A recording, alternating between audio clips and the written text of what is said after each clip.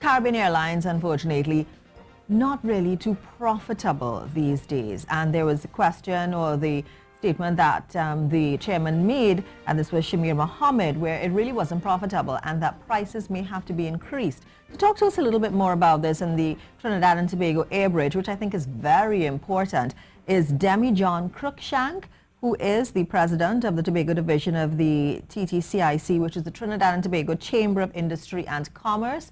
So he's on the line with us. So good morning to you, sir. Good morning, Ria, and morning to all the listeners and viewers of Good Morning TNT. Thank you so much for joining us this morning and to have this discussion with us, because I think this is something that's quite important, the Airbridge between Trinidad and Tobago. And unfortunately, what we're hearing right now, we pay $300, back and forth to Trinidad and Tobago. The chairman is saying that what's happening right now with CAL is just not profitable, and the cost may have to be increased. What can you say about that? Well, first thing it's a new chairman coming into this position at CAL. I think it's just about 6 weeks. 6 weeks now he's sitting in the chair.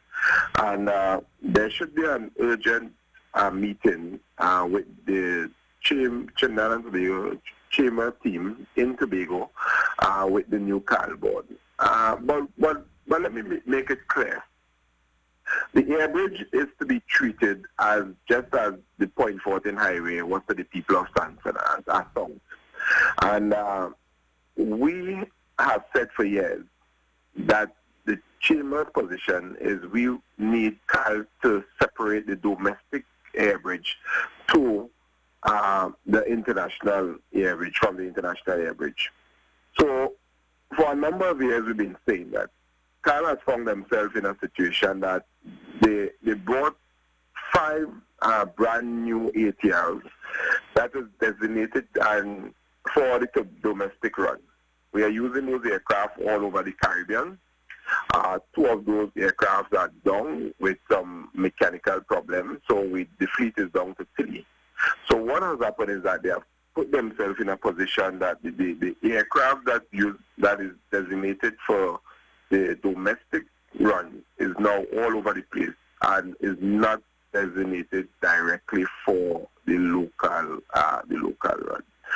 So if the chairman is saying that they need an increase in the Airbridge between Trinidad and Tobago, that is some serious consultation with the people of Tobago and even the people in Trinidad, because the Airbridge is a very, very, very important umbilical cord between Trinidad and Tobago. We need to understand the Airbridge is not just because people want to jump on a plane to get to Trinidad.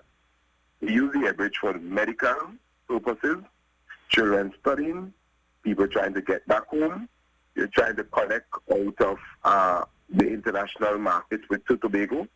So the Airbridge has to be treated with some serious importance as to the lifeline of the people of Tobago. And I can agree with that, simply because on a daily basis during the week, that is basically what the Airbridge will be used for, not necessarily for leisure purposes. It's for people traveling back and to and from Trinidad and Tobago. There was even this issue. I know he's saying that it's not profitable, but then we also see, and I mean, you did mention that there are a couple planes that are unfortunately out of service, but it's hard to understand sometimes how it cannot be profitable, simply because we see so many times, so many people at the airport waiting, sometimes on standby for various reasons, the flight's too full or something, and they cannot get between Trinidad and Tobago. So that means that there should be some sort of demand for that Airbridge, which kind of baffles. I know it will be expensive to have, to run an airline and for plane service and all of that. But then we see all these people who are backed up at the airport sometimes. So I think it baffles some people sometimes when we hear that it's not profitable, because we see that there is a demand for it. Exactly. Because if you look on a daily basis, not just on the weekend, not just on Tuesday to Monday, every single day the Airbridge is in a mess, basically. You cannot get a flight. If you try to go and book to come to Tobago today, there's no way there's a seat available to come to Tobago. If you want to go to Miami, Fort Lauderdale, anywhere else in the world, London, New York, anywhere, you can get a seat on the Caribbean Airlines network. What I'm saying is that we need to sit down once and for all and try to fix this problem, because you can't. I mean, if there's an emergency with one of your family members in Tobago, you can't go to the airport in Piaco and safely say that you will be on a flight in the next 2 hours or 3 hours. That is not possible. You can't book a flight. You can't get anything. There are a number of recommendations we would have recommended to Cal in the past. So the new chairman may not be aware of those recommendations. So what we need to do is sit down around the table and say, listen, these are some of, because we've been using the Airbridge forever. And we know the problem that with the Airbridge, we have a number of solutions coming out of the chamber and other organizations like the hotel associations and stuff. Because what is happening is that our market in Tobago is literally a tourism destination. And if it is that a visitor, let us be practical.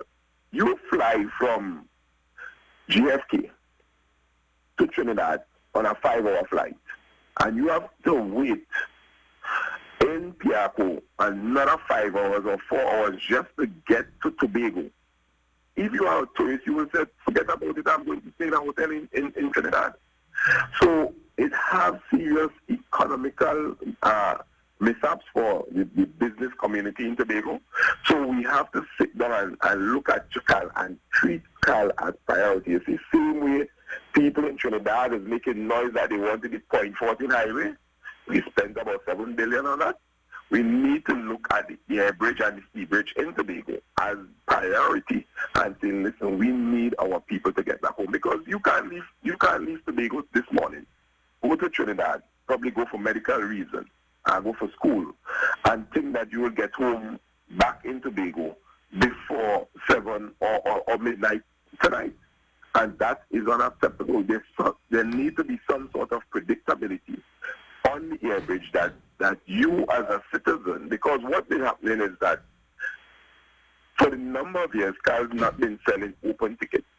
So what is happening is if you want to go to Trinidad today, you will have to go and buy a ticket for, say, Friday or next week, Wednesday. What happens is you use that ticket today. So that seat next week, Wednesday, is still tied up in the system, in Cal's system. So next week, Wednesday, somebody legitimately wants to travel to Trinidad or Tobago. The flights will be shown full. You understand? So you need to sit with Cal and let Cal, and we need to work out these actual steps. And the people who best can help you doing that is the private sector. So we need to sit with Cal and say, listen, we need to fix this problem once and for all, because it's going on too long. Yeah. And as you know, you mentioned when you're booking online, because I tend to do all my bookings online when I book flights. And I was even trying to get a flight into Tobago on New Year's Day, and all the flights were booked, like from the Thursday before, they were all booked. And then Saturday night, they just suddenly all cleared out.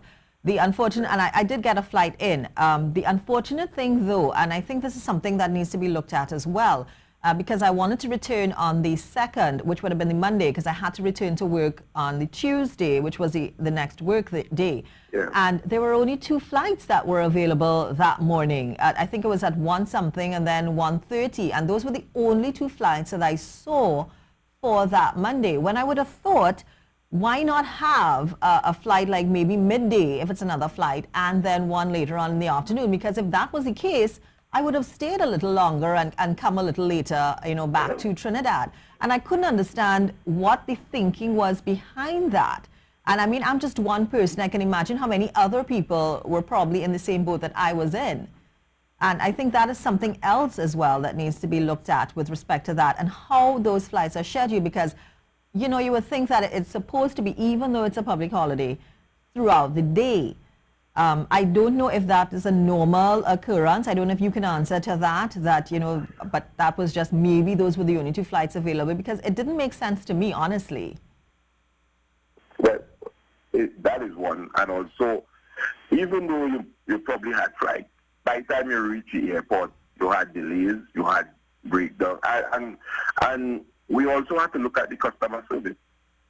Now, somebody might have been booked on a 10 o'clock flight. You have a 4 or 5 hour delay.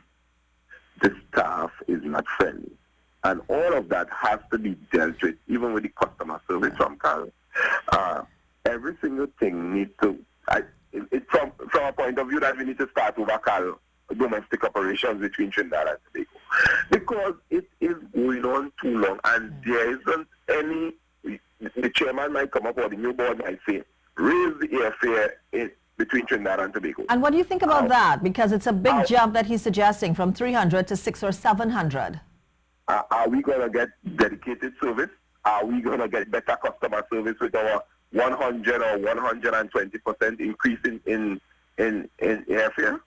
You need to come and say to us that, listen, we are going to give you dedicated, when somebody gets to the airport, they will be on a flight in the minimum of 45 minutes, for the most you will be on a flight. Okay. If you tell me that, then we can open the discussion about the raising of the airfare.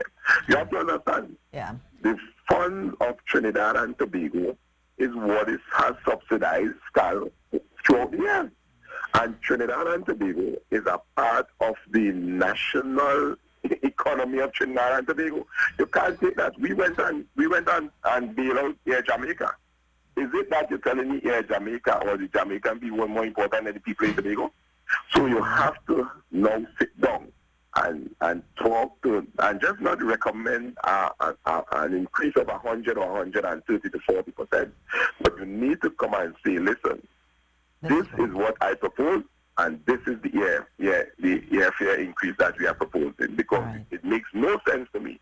You're telling me you want to make 100% and you do not have the better service, you do not have dedicated. What about people coming off an international flight and want to check through to Tobago? Yeah. You have to go through customs, you have to drag your bag all the way to our next counter check-in. This is Trinidad and Tobago. All right. So we need to do all of those things. Yeah, I want to thank you so much for letting us, talking to us about this, because I think it's very important to keep that Airbridge open, especially for people like me who I prefer to fly. I get sick on the boats. There are so many other people who do, and I really don't like talking out on the boat. I like to be awake. So I certainly do hope that this, is sorted out. I think that is a little bit, large jump from 3 to 6 or 7, and as you said, if that is the case, there should be some improvement in service as well. So I certainly hope that talks do continue and this is rectified. It's a situation that's been going on for way too long, and we need to have that connection between Trinidad and Tobago. So thank you so much, Demi John Cruikshank, for speaking with us this morning, the president of the Trinidad and Tobago Chamber of Industry and Commerce, the Tobago Division. Have a great day, sir.